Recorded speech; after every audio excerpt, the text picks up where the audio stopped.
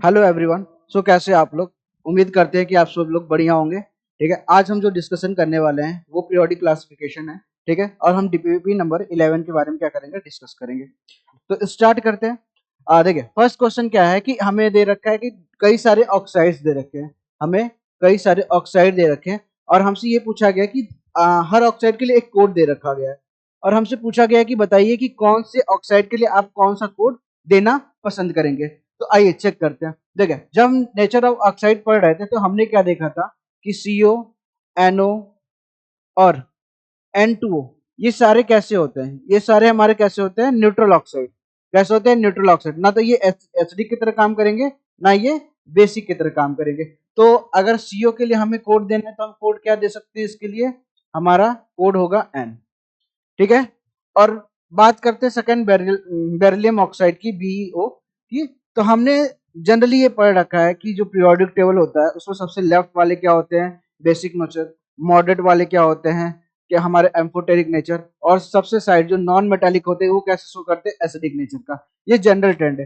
तो उस हिसाब से देखा जाए तो एस ब्लॉक हमारा क्या होना चाहिए था? बेसिक नेचर का। लेकिन बेरिलियम क्या होता है कि अपने ग्रुप में सबसे टॉप पे होता है। और उसकी जो न्यूक्लियस से अगर बात करें तो बहुत पास होती है, उसकी सेल जो होती है न्यूक्लियस के बहुत पास होती है।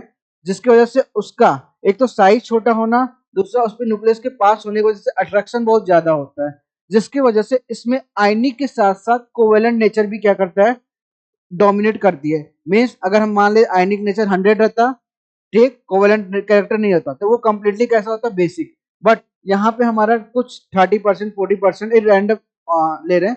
उसमें क्या है कि हमारा 30% कोवेलेंट कैरेक्टर है, 70% क्या आयनिक कैरेक्टर। तो ओवरऑल अगर देखा जाए तो इसमें क्या होता है कि कोवेलेंट कैरेक्टर और आयनिक कैरेक्टर दोनों को हमें कंसिडर करना पड़ता है। जिसकी वजह से इसका जो नेचर आता है, due to the covalent character ये एसिडिक जैसा बिहेव करने लगता है।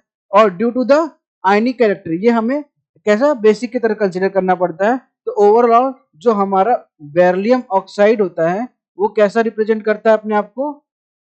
Amphoteric nature. ठीक है, कैसा रिप्रेजेंट करता है? एम्फोटेरिक नेचर का रिप्रेजेंट करता है। ठीक है, तो बेरिलियम ऑक्साइड के लिए हमें क्या कोड देना पड़ेगा? इसके लिए कोड हो जाएगा P। अब बात करते हैं Na2O। Na2O तो कैसा है? ये हमारा S ब्लॉक एलिमेंट है। तो Na2O के लिए हमें क्या यूज करना पड़ेगा? बेस है, तो उसका कोड भी क्या हो जाएगा? B हो जाएगा। अब बात करते हैं N2O5 और Cl2O7, दोनों कैसे हैं? नॉन मेटालिक है। और अगर हम इस पे चार्ज निकाले तो इस पे चार्ज आएगा +5 और इस पे आएगा +7। तो ये दोनों कैसे हैं? हमारे नॉन मेटालिक है, तो इनका नेचर क्या रहेगा? Acidic nature. तो हमारा कोड क्या बन गया? पहले तो आएगा न्यूट्रल, फिर आएगा एम्फोटेरिक, फिर आएगा बेस, फिर आएगा एसिड, फिर आएगा एसिड। तो हमारा आंसर क्या बन जाएगा? फर्स्ट।